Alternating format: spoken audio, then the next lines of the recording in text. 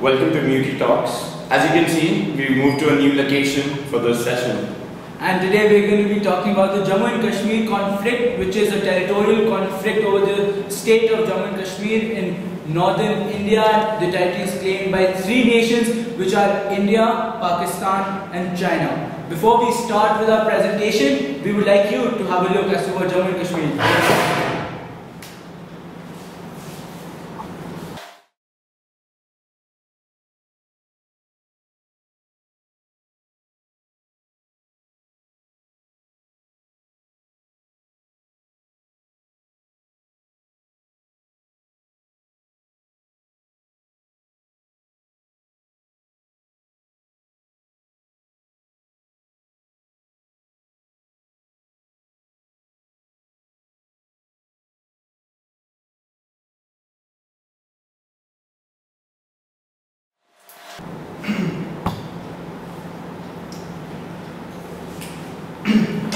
Okay, so Kashmir was a princely state ruled by the Sikhs.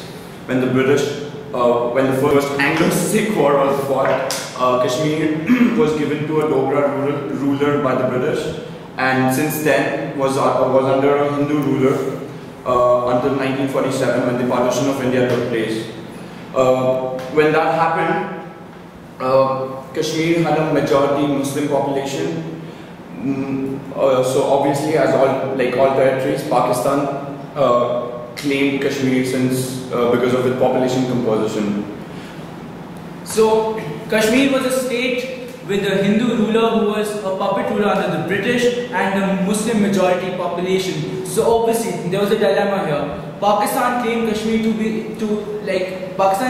Kashmir as its own territory, and India also wanted Kashmir to accede to India. In 1947, Pakistani militants infiltrated into Kashmir and wanted to take control over the whole territory. The king of Kashmir got scared and he went to the government of India and asked the Indian army for help. India agreed to help Kashmir under the condition that Kashmir would accede to India once the militants were fought back. When that happened, when Indian military entered Kashmir, Pakistani military retaliated by sending not only its militants but also the main part of the army into Kashmir. When that happened, these northern areas and Azad Kashmir, which was captured by the Pakistani military, this part of Kashmir, which is now the Indian state of Jammu and Kashmir, is still under Indian control. Azad Kashmir means free Kashmir. And it is supposed to have been liberated by the Pakistani army. So Kashmir was divided into two halves: the northern areas in Azad Kashmir and Jammu Kashmir and Aksai Chin, which was under Indian rule at that point in time. This war was known as the War of 1947. It was the first Indo-Pakistan war just after India's and Pakistan's partition. Another important thing about this war is the Siachen Glacier, the world's highest battlefield and also the most expensive battlefield to maintain. The problem with this was that both countries obviously claimed the glacier, and there is ongoing conflict in another location till date.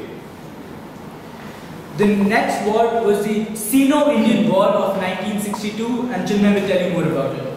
The 1962 Sino-Indian War was primarily caused because of two reasons. One, the 1959 Tibetan uprising, in which the Dalai Lama and the rest of the Tibetan government moved to Dharamsala in India, where they were given political asylum. Yes, and the second reason was of India's foreign policy during the 1960s. The Indian Prime Minister at that time, Jawaharlal Nehru, had a very forward foreign policy which was slightly aggressive. What had happened was in the Indian state of Arunachal Pradesh, the Indian government set a military outpost which were very close to the Chinese border, which was marked by the McMahon line divided by the British. When that happened, China obviously retaliated and invaded Arunachal Pradesh, claiming the whole state as their own. In the war, the regions of Kashmir on the east, called Aksai Chin, were captured by China, and are still under Chinese control, though India claims them. The line of actual control was formed by this war, and Aksai Chin is at the moment administered and controlled by China. The next wars were the wars of 1965 and 1971. The war of 1965 was a war between India and Pakistan, and it occurred mainly because Pakistani militants tried to infiltrate into India, especially into Jammu and Kashmir, and try to capture the territory. The Indian army fought these militants back, and India won this war again. Though there was a ceasefire enforced. Also, another thing to note is that after the war of 1947, the United Nations had a military observers group posted in the Kashmir region just to ensure that none of these sides could actually claim Kashmir without the people's consent. The United Nations Observers Group was formed under the condition that there would be a plebiscite conducted soon. Okay, a plebiscite is basically that the citizens of that region, those who reside in Jammu and Kashmir, will get a right to choose as to which country or where they want to accede to. The option was India, Pakistan or Kashmir as a separate nation. Even though the UNMOGNB, which is the United Nations Military Observer Group in India and Pakistan, was formed, its mandate at the moment has collapsed, and a plebiscite in Jammu and Kashmir was never conducted. So the war of 1965 was also brought to an end by a ceasefire, which was initiated by the Soviet Union.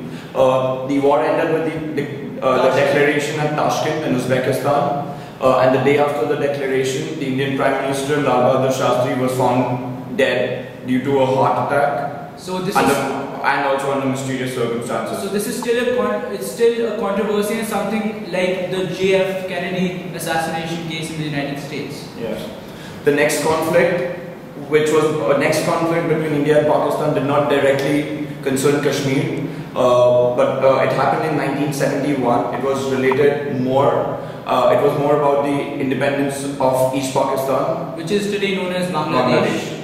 As in Pakistan was divided on the basis of a religious majority, even the east part of India, which is East Bengal, was also a Muslim majority area, thus it was a part of Pakistan. But East Bengal wanted its own freedom, and therefore there was a freedom movement and Bangladesh was formed. The reason behind social discontent in Bangladesh was that the Pakistani government was completely mismanaging Bangladesh. There was a group called the Mukti Bahini, which supported the freedom of Bangladesh and also conducted activities which were aimed at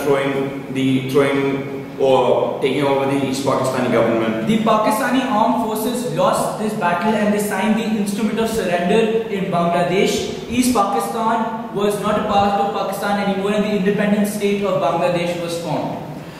This war was fought on all frontiers between India and Pakistan, including Kashmir. During this war, there were reports of Pakistani militants trying to get into India and trying to overthrow the government in Kashmir.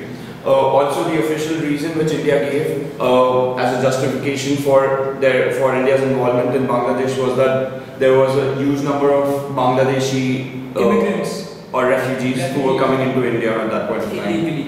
Also, India was unofficially supported by the Soviet Union at that time, even though India had a non-aligned policy, and Pakistan was supported by the United States of America and the People's Republic of China in this war. Yes. After 1971, the actual conflict in Kashmir has been at minimum, but there have been incidences where conflict has suddenly increased, like the 1999 Kargil incidences, where Pakistani militants were trying to get into India again to overthrow the established government in Kashmir. One important thing to notice at this point in time is that both countries, India and Pakistan, in 1999 had nuclear capability and had the option to strike each nation. Therefore, this war was very important as it was the culmination of a nuclear race in South Asia, and it was a very big political deal, not only in India and Pakistan but the whole world, as there was a risk of a nuclear war. Also, the tensions were greatly, the American President Bill Clinton was greatly instrumental in reducing the aggression between the two countries during the Kargil conflict. No country officially won the Kargil conflict, as there was a ceasefire again. Smaller incidences have continued in and around Kashmir, like the 2001 anti-insurgency operation Parakram conducted by the Indian Armed Forces in Kashmir. Pakistan has constantly been accused by India of funding insurgents who were trying to infiltrate through the mountainous terrain of Kashmir into India, but there has been no conclusive evidence of that happening. Political and economical ties between these two nations aren't that good at the moment due to accusations by each country on terrorism and the Kashmir conflict itself. Also, there have been a lot of humanitarian accusations related to this area, especially the AFSPA Act, which is the Armed Forces Special Powers Act, which give the Indian Army a provision and they give them legal immunity and they're allowed to shoot and kill on suspicion. This is against a lot of humanitarian policies because the Indian Army posts in Kashmir and the Indian Army men have the right to kill if they see any, and even if they think if there's any suspicious activity, and a lot of political organizations and influential people question this act. All military men in Kashmir also get legal immunity for their actions. Therefore, they can provide no justification for the actions they commit in Kashmir under the Armed Forces Special Powers Act. There have been reports of a lot of atrocities in this area, and one example of one woman who has been instrumental in working against the AFSPA is Iram Sharmila, who has been fasting for the past 13 years, fasting to death, that is, for working against AFSPA.